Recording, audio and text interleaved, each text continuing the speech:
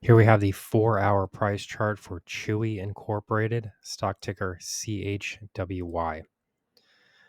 As we can see here, it looks like the market is attempting to sort of consolidate after the highly erratic price movements that have been seen recently. We do need to sort of emphasize the fact that these are extremely volatile price movements. I'm not sure how clear that looks to everyone on the chart here, but there's a lot of whipsaw activity that has been occurring in this stock recently. In particular, I'm pointing to the June 27 trading session where highs of 39.07 were posted, and lows of this would be 27.16 were seen to the downside. So I mean, for a 4-hour trading period, that is an extremely volatile session. And it's kind of inexplicable. And frankly, it's a bit dangerous if you're considering getting into a stock like this. You don't really want to see that type of two-way price action because it's very easy to get stopped out of a trade. You should always have protective stop losses in place, but this is actually an example of where having a stop loss starts to really work against you because there were extreme movements to the top side, but then those were followed by extreme movements to the downside. And when most people are trading, most people don't use profit target orders that are set into the trade. A much larger percentage of the trading population will put stop losses into the position, which is good. I mean, that is what you should do. You never know. I mean, this crazy world we're living in, we could be, on the verge of World War III at any moment, it seems like. And that would obviously have a major impact on the stock market, every stock in it. But all of that said, you should have a protective stop loss in place, at all times. But if you don't have a profit order in place in a situation like this, more than likely you're going to be stopped out of the trade at a loss when you might have had an opportunity to take gains. It's just a very strange whipsaw trading situation, and you don't want to get caught in a situation like that. It's too unpredictable, and it's too easy to lose money, even when you're on the right side of the trade. And that's the worst part of it.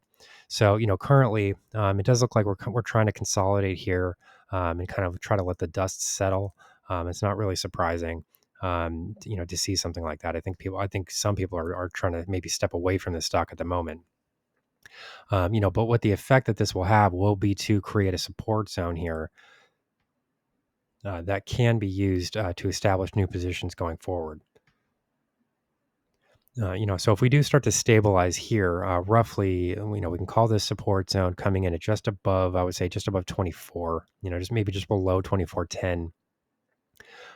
This is an area that previously worked as a resistance zone. This was kind of the prior breakout point, where stocks did ultimately see that huge rally higher. So this is an area that would be expected to work as support going forward.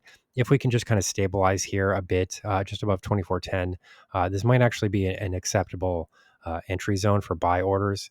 But you do want to give this a little bit more time to play out here, just because you don't know if these types of situations here are going to be happening again. These types of situations here are going to be happening again. So, overall, we are looking for potential buy orders to enter into the market on the downside, though.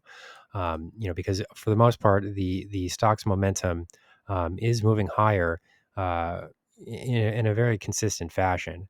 And this has been the case for quite a while.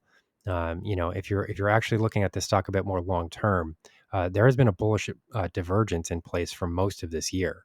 This is even going back to last year. I mean, this is a 4-hour chart, so this gives us time frames, back toward the middle of 2023, this shows us that as prices were moving to the downside here, the indicator reading itself was showing bullish signals. So to see a reversal pattern here is not surprising. I mean, this has actually been signaled for a very long period of time. And I would say that it absolutely precedes any new trading decisions by Roaring Kitty. I just don't think that he's the main influence here. I think that these trends were in place well before he even thought about entering into this stock.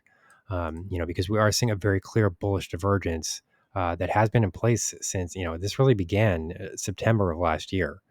All of this does suggest that a bottom is forming here, and it's most likely a very long term bottom.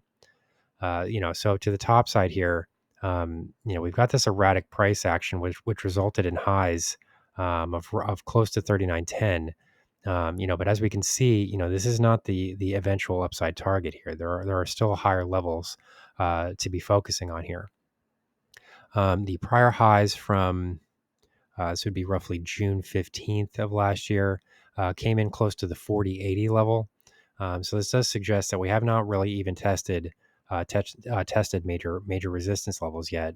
And then if we go back a bit further, we do have my main price target here, which is this double top formation pattern that was created at roughly 52.50 for the stock. So currently we're trading at less than half that level. So if this is our upside target, we would be looking at potential gains, and these are relatively conservative gains. This is sort of an initial target type of a thing. The stock, if we go back farther in the chart's history, there are much larger, price levels to be watching. But if we're keeping this trading action relatively conservative here, not looking for massive price moves, you're still looking for declines of more than 100%. I mean, that's nothing to shake a stick at. That's a very strong trading gain. If you look at the history of the S&P 500, most years on average, you're looking at gains of 10 or maybe 15%, per year. And this would be gains of more than 100% that can probably occur in less time than that. So, the potential for upside here is significant, and those would be relatively conservative targets. That would not exhaust all of the upside price potential that would likely be seen for this stock. So as long as this upside trend momentum remains in place, I will be looking to the downside for potential entries for long positions. The outlook does remain bullish here. But we have to give we do have to give this market a little bit more time to kind of correct itself, because the trading volumes here are indicating more selling pressure than buying pressure.